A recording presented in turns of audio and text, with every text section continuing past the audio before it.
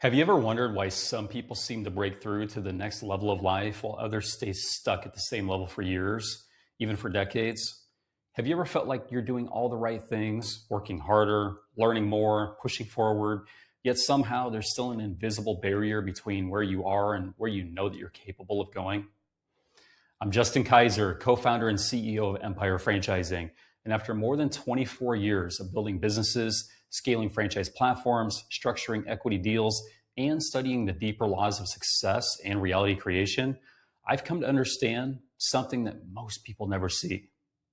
The biggest barrier between you and your next level is almost never external. It's internal. And more specifically, it's identity. Because the truth is, your life does not rise to the level of your goals. It settles at the level of your identity. And once you understand this, you start seeing it everywhere. You see it in business. You see it in wealth. You see it in your relationships. You see it in health, and even in how opportunities appear in your life. Because the outer world is constantly responding to the story that you hold about yourself on the inside. Napoleon Hill wrote something that perfectly captures this law. He said, whatever the mind can conceive and believe, it can achieve. And if you haven't yet read this book, I highly encourage you to do so. Now, most people hear that quote and they think it's motivational, but it's actually mechanical. It's describing how reality works.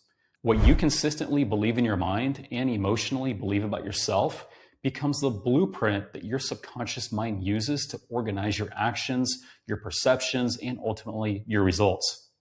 And over the years, I've seen this play out again and again and again in my own life.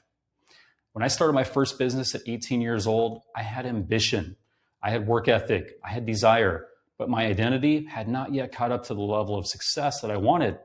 So I kept running into ceilings, not because the opportunities weren't there, but because my internal self-concept hadn't expanded enough to operate at that level yet. And this is something that Earl Nightingale explained decades ago when he said, "We become what we think about." Again, that isn't just philosophy, it's an operating system, because what you repeatedly think about becomes what your subconscious accepts as truth. And once the subconscious accepts something as true, it begins organizing your behavior, your decisions, your expectations, and even your perception of reality around that assumption. And this is where most people unknowingly build the invisible barrier that holds them back. They say they want the next level, but their internal identity is still calibrated to the current one. They want a 7 or 8 figure business, but they still see themselves as someone trying to make it. They want financial freedom, but deep down, they still identify as someone who struggles with money. They want extraordinary results, but their emotional certainty is still tied to ordinary outcomes. And the subconscious mind always sides with identity, not desire. Neville Goddard explained this better than anyone. He said, assume the feeling of your wish fulfilled and observe the route that your attention follows. That sentence contains one of the most powerful laws of manifestation ever articulated. Because what Neville Goddard was describing is that reality follows assumption, not effort. Once your subconscious accepts a new identity, your perception changes, your decisions change, your emotional state changes, and suddenly the path forward begins appearing in ways that previously seemed invisible. I've experienced this multiple times personally in my own entrepreneurial journey. When we scaled Solar Grids to over 100 franchise territories, people often assumed that happened because we had some special strategy. And that's true, we do. But the breakthrough happened internally long before it showed up externally. There was a moment where the identity shifted from building a small company to building a platform. And once that internal shift occurred, the opportunities, the partnerships, the systems, the expansion all started aligning around that new assumption. Because reality responds to self-concept. If you feel like you've been pushing forward, but something still isn't clicking right, the question is not what actions you need to take. The deeper question is, what do you need to become? What identity must you step into? What internal assumption must you adopt for the next level of your life to become inevitable? Because every area of your life has a matching identity. There's an identity of someone who struggles financially, and there's an identity of someone who builds wealth. There's an identity of someone who hopes opportunities appear, and there's an identity of someone who creates them.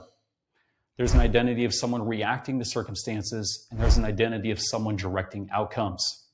And the moment you step into the latter, the invisible barrier disappears, because the barrier was never outside you in the first place. It was the gap between the identity that you currently hold and the identity that's required to produce the life that you want. And here's the most powerful part. Identity is not fixed, it's chosen. James Allen wrote in As a Man Thinketh, a man is literally what he thinks, his character being the complete sum of all his thoughts. That means the identity that produces your next level is available the moment you decide to embody it. Through the thoughts you entertain, the standards you hold, the emotional certainty you cultivate, and the actions that you take from that place. Not to become that person, but because you already are. And when that shift happens, when identity changes, persistence becomes natural, vision becomes clearer, fear loses its grip, and reality begins rearranging itself in ways that seem almost improbable. Because manifestation is not about forcing outcomes, it's about aligning identity so that the outer world can reflect the inner state. That's the invisible barrier, and that's also the key that unlocks it. Now, if this message resonated with you, if you're committed to building something extraordinary, not just in business, but in who you become along the way, then subscribe to this channel. Follow us on our journey and step into the identity that's required for the next level of your life. Because the moment that you do, the path forward becomes inevitable.